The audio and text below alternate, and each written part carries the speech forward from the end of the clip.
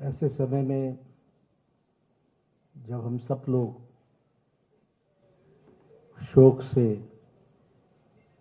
शोकाकुल हैं और ऐसे में अपने मित्र उमेश जी के बारे में कुछ शब्द बोलना ये एक बहुत ही कठिन हो जाता है।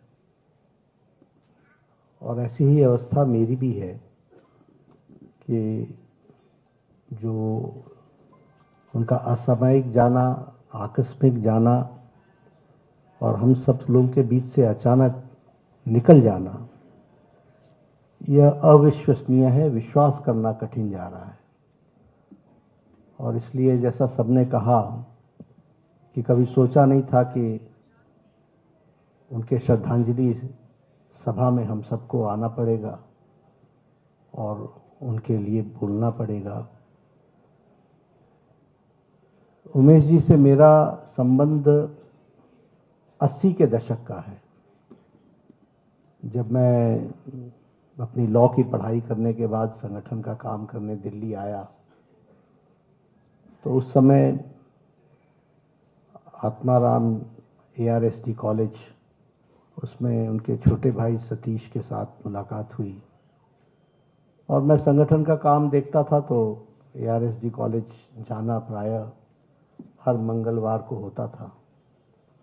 वहीं मुझे जानकारी मिली कि JNU में काम को खड़ा करने में उमेश जी का बहुत बड़ा योगदान है। और मेरे लिए तो वो आश्चर्य का विषय था क्योंकि मैं जिस विश्वविद्यालय से आया था वहाँ JNU के बारे में इस तरीके की चर्चा होती थी जैसे वहाँ सिवाय एक विचारधारा को छोड़ के और कुछ है नहीं। तो मैं बहुत आश्चर्य में भी पड़ा। मैंने सतीश जी से कहा कि मैं उमेश जी से मिलना चाहूँगा। हम और सतीश जी JNU गए थे और उमेश जी से पहली मुलाकात मेरी वहीं JNU में हुई थी। बहुत ही मृदुभाषी, संवेदनशील और प्रखरता के साथ विषयों पर अपनी बेबाकी के साथ बात कहने की सतीश जी की आदत थी। बहुत लंबी चर्चा हुई, जानने की कोशिश की कि JNU में कैसे उन्होंने विद्यार्थी परिषद को खड़ा किया, क्या कमियां हैं, किस तरीके से आगे हम बढ़ सकते हैं। सब पर बहुत बेबाकी से उनके साथ बातचीत हुई और उन्होंने बहुत अच्छे ढंग से हमको उस समय समझाने का प्रयास भी किया था। बाद में हमारा काम भी वहाँ बढ़ा। ये मेरी उनके साथ पहली मुलाकात थी। उमेश जी के बारे में मैं इतना ज़रूर कह सकता हूँ कि सारी जिंदगी उन्होंने एक राष्ट्रभक्त के रूप में जो भी जिम्मेवारी उनके कंधों पर आई उसको उन्होंने निभाने का प्रयास किया और उसको पूरी ईमानदारी से निभाने का प्रयास किया। और ऐसा नहीं था कि वो कोई वाटर टाइट कंपार्टमेंट्स में उनकी सोच थी या उनका कार्यशैली थी। वो अपने जीवन में, अपने पत्रकारिता जीवन के साथ साथ उनका सामाजिक पक्ष भी था, उनका पारिवारिक पक्ष भी था, उनका अपने पड़ोस के साथ भी एक जिम्मेवार नागरिक के रूप में जिम्मा निभाना, यह भी उनके व्यक्तित्व में था।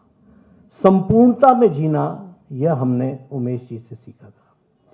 और बात में बहुत तटस्थ लेकिन मृदुभाषी, बोलने में बहुत नरम, लेकिन कभी भी किसी विषय पर कोई कॉम्प्रोमाइज करना या आइडियोलॉजिकली किसी तरीके की उसमें लचीलापन आना, ऐसा हमने उमेश में कभी देखा नहीं। अभी हमारे पत्रकार जगत के वरिष्ठतम लोगों ने उनके बारे में जिस तरीके से बताया, वो उनकी पत्रकारिता के रूप में भी उनकी हाइट को बताता है और उसके बावजूद भी उनकी सरलता, उनकी मानवता वाली अप्रोच, वह भी हम सबको प्रेरणा देता है।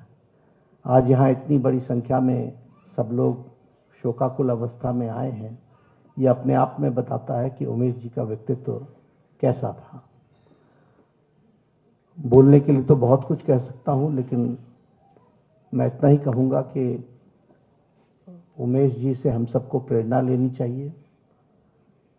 कभी भी उन्होंने he never had a commercial angle, कभी भी उन्होंने जोड़ घटाव नहीं किया जीवन में।